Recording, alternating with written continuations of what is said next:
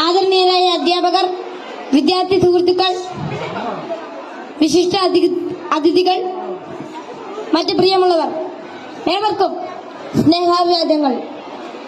മാനവ ചരിത്രത്തിൽ ഇന്നുവരെ നേരിട്ടിട്ടുള്ള എല്ലാ ദുരന്തങ്ങളെക്കാളും ഭയാനകവും പ്രകൃതിശേഷിയേറിയതും നാശകരവും പ്രത്യാഘാതം ദീർഘകാലത്തേക്ക് നിലനിൽക്കുന്നതുമായ ഒരു മഹാവിപത്താണ് ലഹരിയുടെ ഉപയോഗം. ഓരോ കുട്ടിയുടെയും ജീവിതത്തിലേക്ക് ഹരമായും ഉന്മാദമായും ഉച്ച ചങ്ങാതിയായും മൃദുവാസത്തോടെ പടികയറി വരുന്ന ലഹരി മരുന്ന് ഏതു വിധേനയായാലും ഒരു പ്രാവശ്യം ഉപയോഗിച്ചാൽ പിന്നെ അതിന്റെ തോഴനും പിന്നീട് സന്തത സഹചാരിയായും അധികം വൈകാതെ അടിമയുമാക്കി മാറ്റുന്ന മാന്ത്രിക ശക്തിയാണ് മയക്കുമരുന്നിനുള്ളത്. മയക്കുമരുന്നിന്റെ ഈ മാന്ത്രിക ശക്തിയെക്കുറിച്ച് പറയുമ്പോൾ കടൽക്കിടവന്റെ കഥയാണ് എനിക്ക് ഓർമ്മ വരുന്നത്.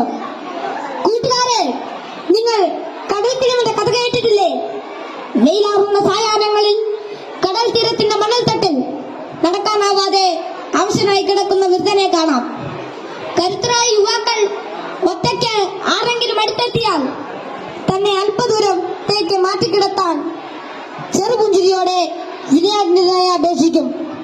മനസ്സലിഞ്ഞ് സഹായിക്കാൻ തയ്യാറായാൽ എടുത്തു മാറ്റാൻ കിഴവൻ അനുവദിക്കുകയില്ല. തോളിൽ കയറ്റാൻ നിർബന്ധിക്കും. തോളിൽ കയറിയാൽ കിഴവന്റെ തനി സ്വഭാവം പുറത്തു വരും. തന്നെ വഹിച്ചവൻ കുഴഞ്ഞു വീണ് മരിക്കുന്നതുവരെ തോളിൽ തന്നെ ഇരിക്കും.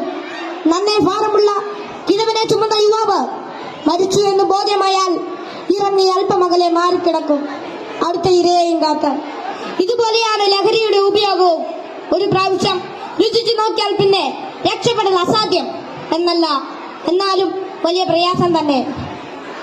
മയക്കുമരുന്ന് ഉപയോഗിച്ചു തുടങ്ങാൻ പ്രേരകമാകുന്ന ഘടകങ്ങൾ പലർക്കും പലതാണെങ്കിലും പരിണിതഫലം എല്ലാവരിലും ഏതാണ്ട് ഒന്ന് തന്നെയാണെന്ന് പറയാം. ഉപയോഗിച്ചു തുടങ്ങുമ്പോഴുള്ള രസവും കൗതുകവുമെല്ലാം മാനസിക സംഘർഷങ്ങൾക്കും ശാരീരിക പ്രശ്നങ്ങൾക്കും വഴിമാറും. പിന്നീട് ഇതില്ലാതെ ജീവിക്കാൻ കഴിയില്ലെന്ന സ്ഥിതി വരുന്നു. ലഹരിക്കാംശമായ പണം കണ്ടെത്തുന്നത് പ്രയാസമായി തീരും.